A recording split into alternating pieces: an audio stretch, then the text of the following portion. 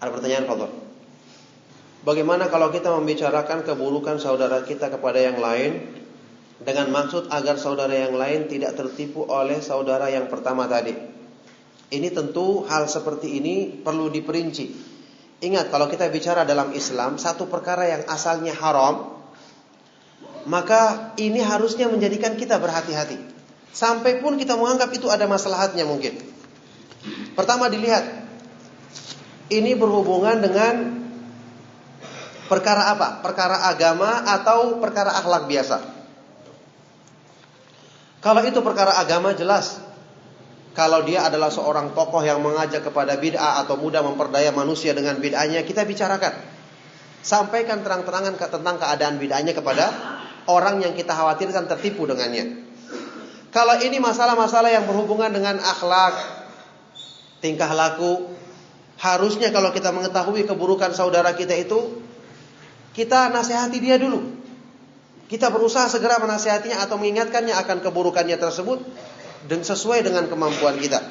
Kalau kita lihat ada orang yang akan bermuamalah dengan dia dan membutuhkan keterangan tersebut sehubungan dengan keburukan orang tadi, maka ini dalam kondisi-kondisi tertentu diperbolehkan dalam Islam dengan syarat-syarat tertentu. Misalnya kita ketahui, misalnya seperti dalam hadisnya Fatimah bintu Qais yang terkenal dalam Sahih Muslim, orang yang mau menikah, ada akhwat atau ikhwan mau menikah maka dia bertanya tentang calon yang akan dinikahinya. Misalnya akhwat mau dengan ikhwan, kita tahu ikhwan ini punya masalah dalam masalah akhlak, kita sudah berusaha menasihatinya atau orang lain berusaha menasihatinya tapi dia belum menghindarinya atau meninggalkannya. Ini boleh kita beritahu. Tentu saja jangan dilebih-lebihkan, disampaikan apa adanya. Ini apalagi kalau kita dimintai nasihat misalnya, maka kita sampaikan. Tapi kalau seandainya kita tidak dimintai nasihat, orang lain yang dimintai, maka cukup orang lain tersebut yang menyampaikan. Jangan kita harus berusaha kita yang menyampaikan. Kalau kita dimintai nasihat atau kita mengetahui, dia mungkin tidak mengetahui, kita sampaikan bahwa yang saya ketahui si ikhwan ini punya masalah seperti ini. Hendaknya ukti hati-hati darinya. Mungkin coba dicek dulu apakah dia benar-benar, dicek lagi kepada yang lainnya apakah benar-benar masalah tersebut atau keburukan tersebut belum hilang dari dirinya. Ada misalnya seorang ikhwan atau seorang teman kita yang terkenal suka meremehkan masalah utang. Dia mau berutang kepada salah seorang ikhwan kita. Sampaikan kepada ikhwan tersebut, "Afwan akhi, yang anak ketahui dia itu kalau masalah berutang dia kurang amanah.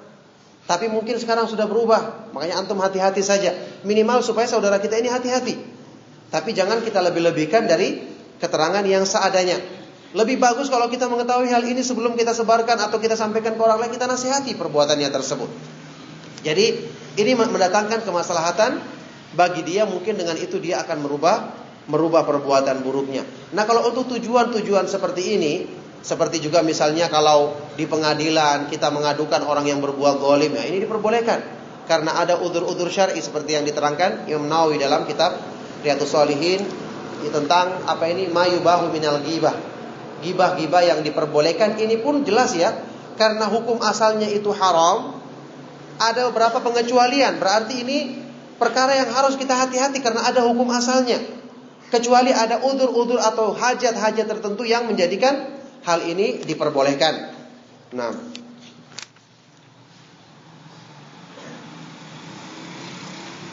banyak orang yang berhutang kepada saudara kandung atau keluarganya cenderung tidak ingin melunasinya karena dia yakin kalau dia meninggal keluarganya akan mengikhlaskan hutangnya.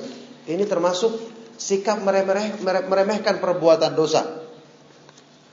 Kita ketahui sabda Nabi SAW, "Matalul ghani haram." Orang yang mampu melunasi utangnya tapi dia menunda-nunda, maka ini haram hukumnya. Kita mengatakan saudaranya tersebut akan mengikhlaskannya. Taib, itu mungkin dalam keadaan dia lapang, tapi kalau waktu dia dalam keadaan dia butuh, apakah dikatakan mengikhlaskan kemudian kalau dia mengeluh atau dia mengadu kenapa utangnya ini enggak dibayar-bayar? Ini menunjukkan dia tidak ikhlas dan ini sendirinya sudah merupakan dosa besar. Tidak segera melunasi utang padahal itu tanggung jawab kita yang nanti akan kita pertanggungjawabkan di hadapan Allah Subhanahu wa taala. Maka ini termasuk perbuatan yang buruk, tidak pernah dicontohkan oleh para ulama salaf. Rasulullah SAW dalam sebuah hadis yang sahih ketika habis melaksanakan sholat duhur atau asar, itu beliau baru salam, belum berzikir, langsung lari ke kamar beliau. Hanya karena apa? Hanya karena ada titipan emas atau perak yang dibagikan untuk sedekah, yang beliau tidak ingin menahannya sekejap pun. Habis salam langsung lari, diambil langsung segera dibagikan. Ini menunjukkan apa? Bersegera dalam hak-hak manusia itu kita bersegera tunaikan. Padahal Rasulullah SAW dititipi. Kalaupun beliau lupa mungkin bisa dibagikan sama keluarganya yang lain. Tapi karena menunjukkan kepada kita yang berhubungan dengan hak manusia, kita harus segera tunaikan. Karena tanggung jawabnya di hadapan Allah Subhanahu wa ta'ala besar nantinya. Padahal beliau belum berzikir setelah sholat, langsung berdiri, langsung pergi. Ini menggambarkan kepada kita tentang wajibnya hal-hal yang demikian. Ya, sudah hampir 5:30, kita cukupkan kajiannya. Sallallahu wasallam barak ala nabiyina Muhammadin wa ala alihi wa ashabihi wa man tabi'ahum bi ihsan ila yaumiddin wa akhiru da'wana alhamdulillahi rabbil alamin. Subhanakallahumma wa bihamdika asyhadu an la ilaha illa anta astaghfiruka wa atubu ilaik.